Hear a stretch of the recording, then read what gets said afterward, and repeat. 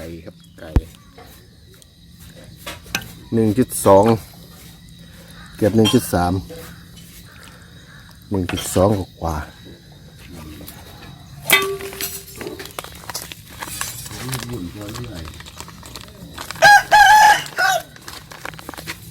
น้ำซุปกระดูก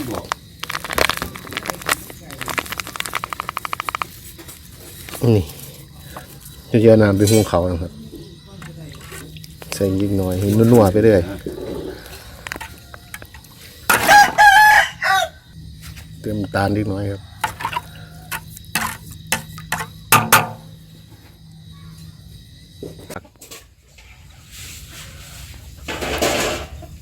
เติมฝากกับ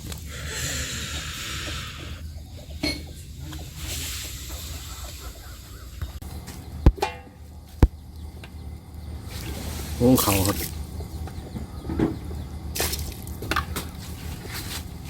ใส่น้ำซุปต้มไก่ได้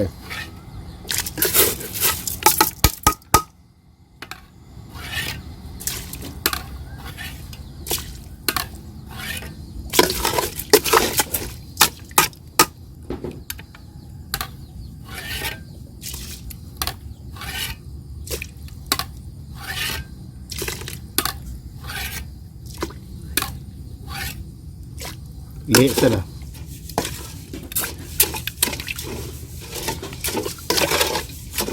สูตรใหม่เลยครับ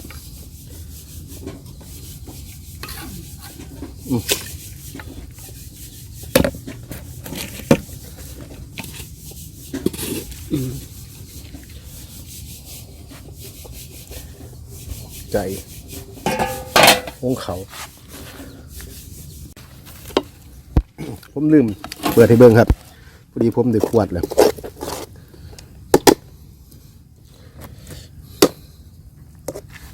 ของหุงเตาถ่านเป็นอ่อนครับปล่อยให้มันหอมครับ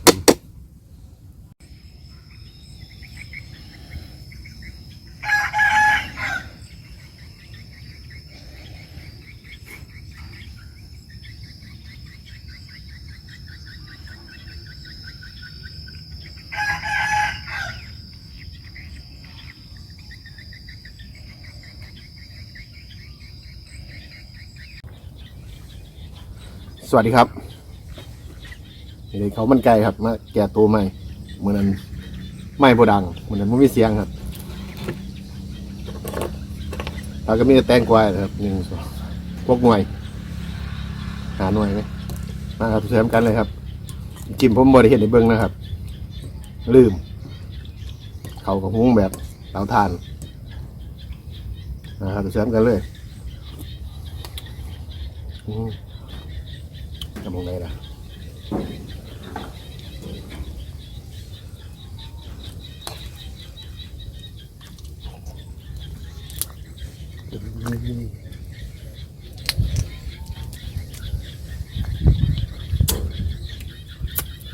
ดูดนิ้วมันเป็นแสบครับ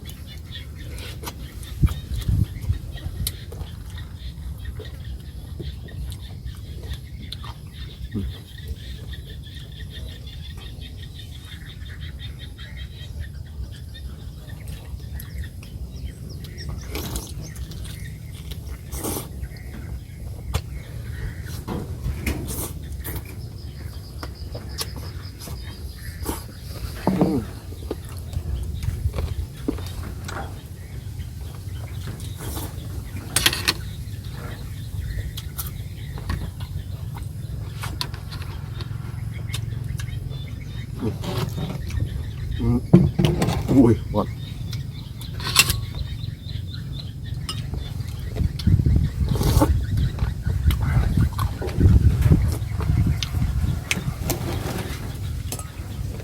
หมดครับจับส่วนบุไรคือว่ามันหลอดเนี่ย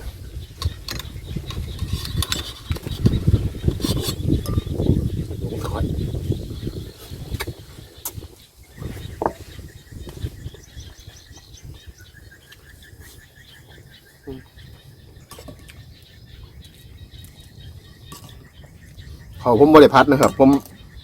เอาแบบของผมเลยเอาน้ำซุปผมเลย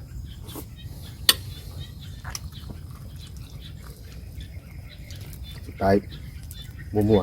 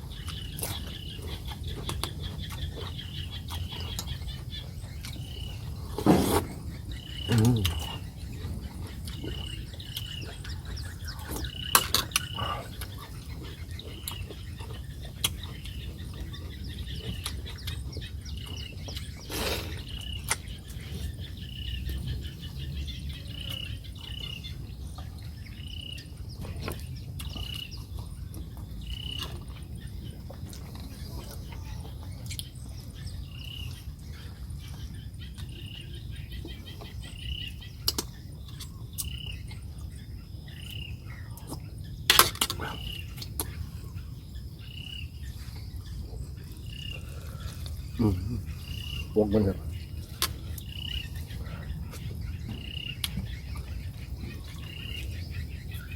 พวกตัวเลยครับ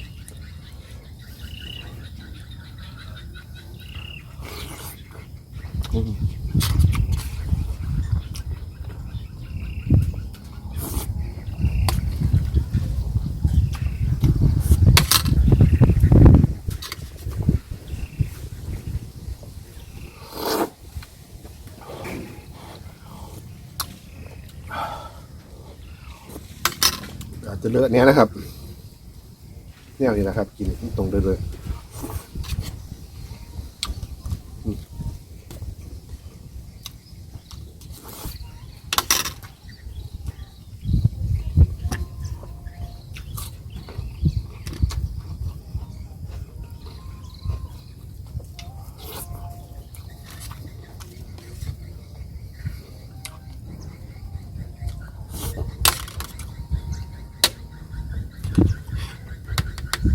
ฝัก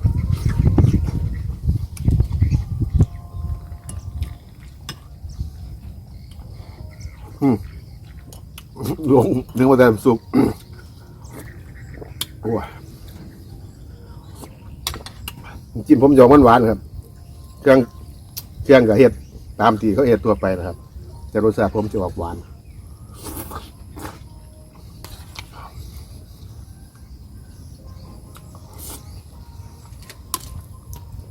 เลือด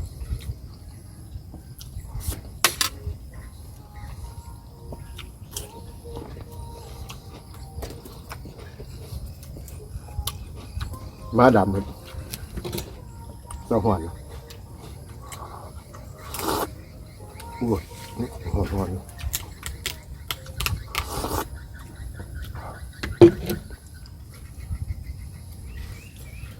อันนี้โลเกือบ3 ขีดครับไก่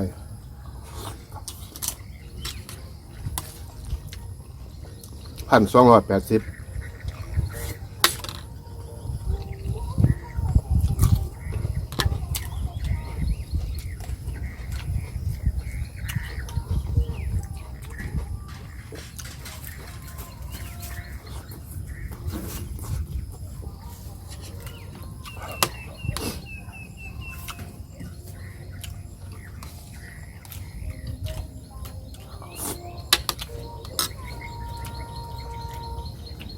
ไม่บริษัทที่เก่าเลยครับ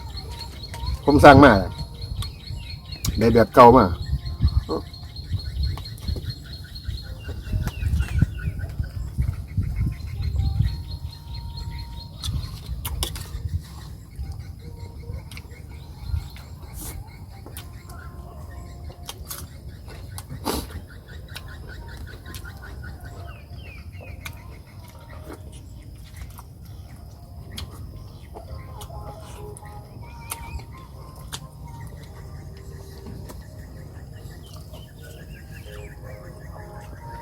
เน้นเขาคือเก่าครับ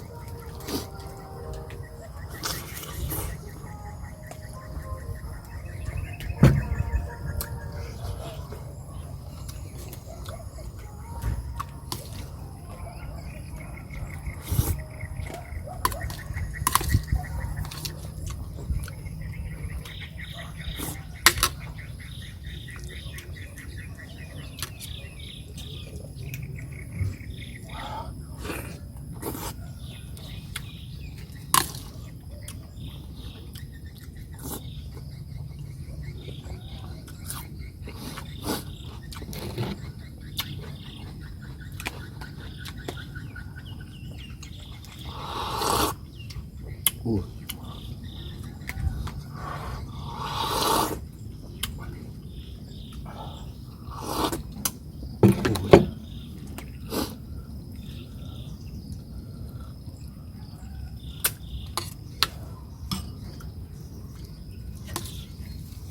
สมเอามากับบริษัทแล้วครับ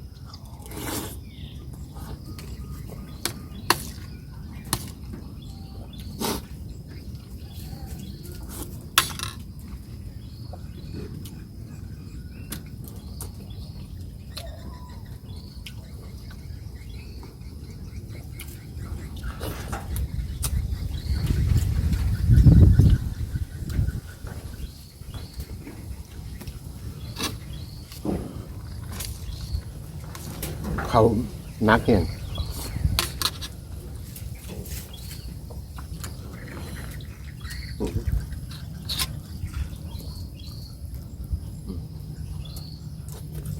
ขออภัยด้วยนะครับเลอะมานี่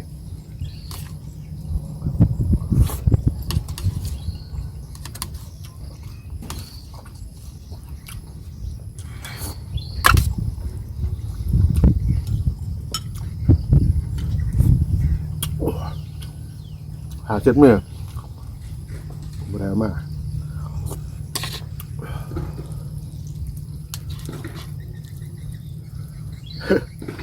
ยุ่มเลยครับ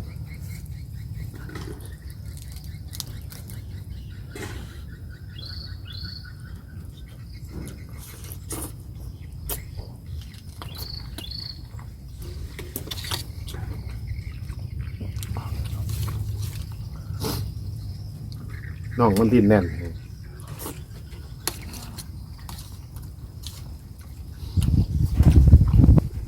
ใจกับเสียบยุบตัดกับนกนะครับ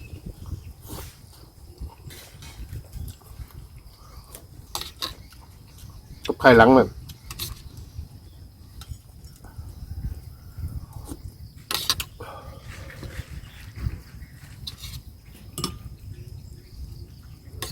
ผมมาสีแลมาอยู่มันจังบนเลยเพื่อมันดูบ่อลังการ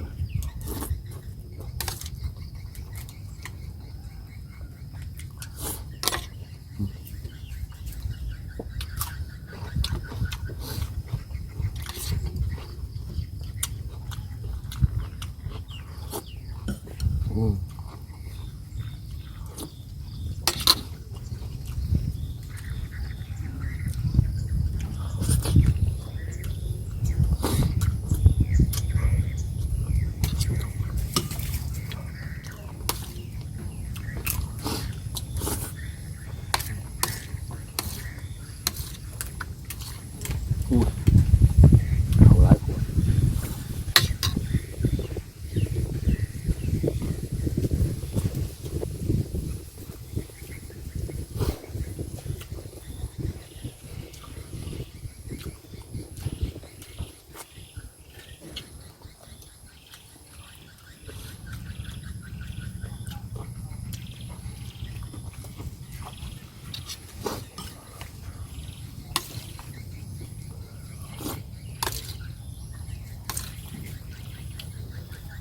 เปลือกหน้าครับ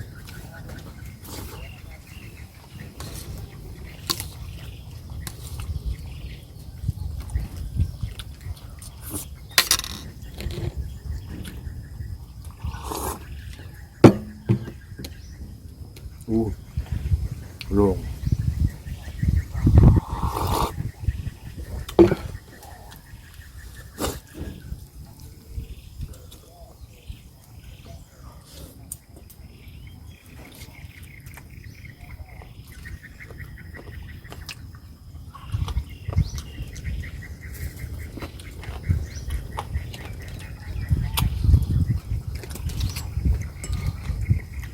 ความไผ่ดูครับมีความเลอะ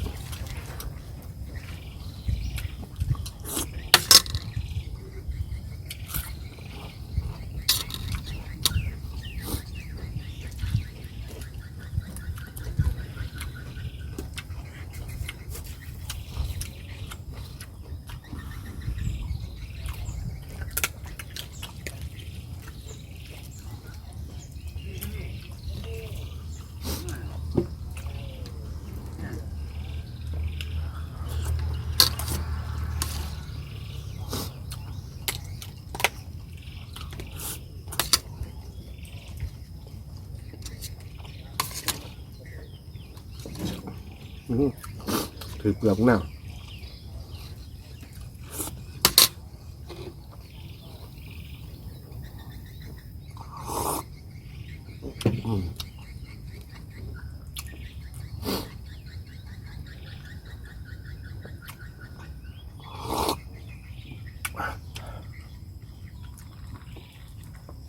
พริกอันนี้เพชรแห้งครับ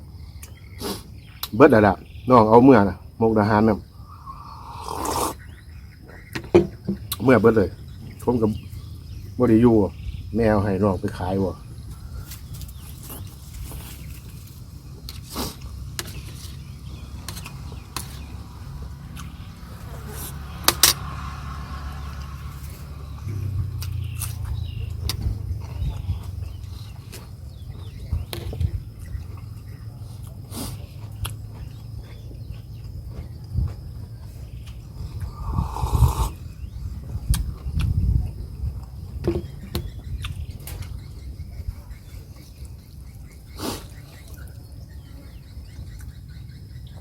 จากตัวไม้ครับ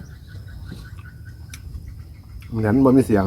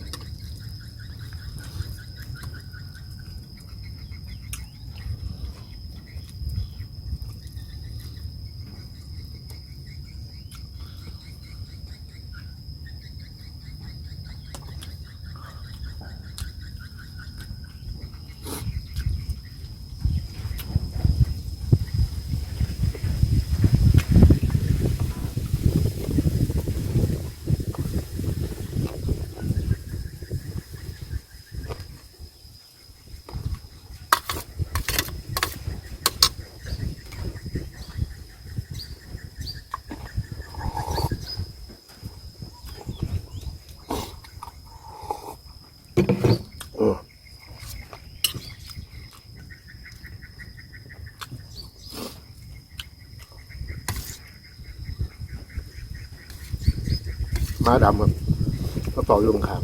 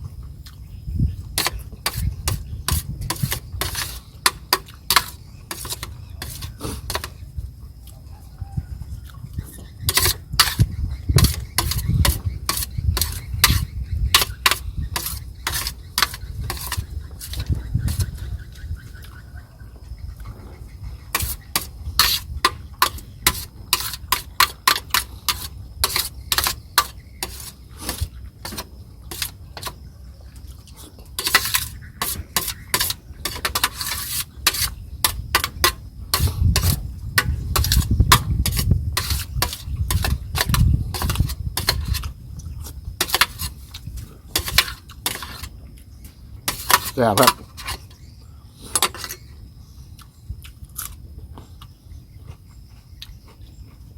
ผมอิ่มตั้งแต่เผ็ดนะครับซิมเข่าจนอิ่ม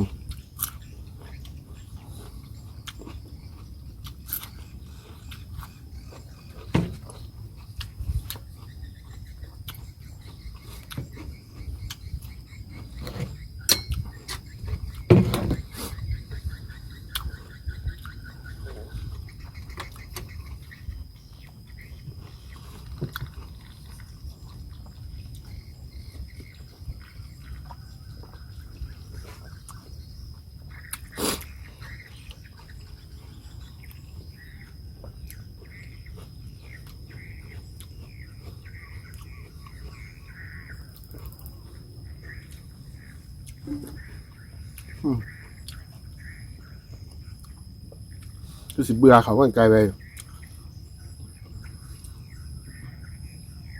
เป็นเดือนอยู่แล้วครับ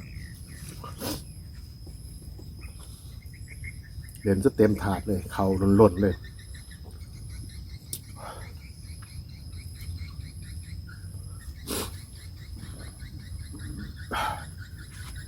โอ้มือครับขอบพระคุณมากๆนะครับที่ตามมาชมครับขอบคุณครับ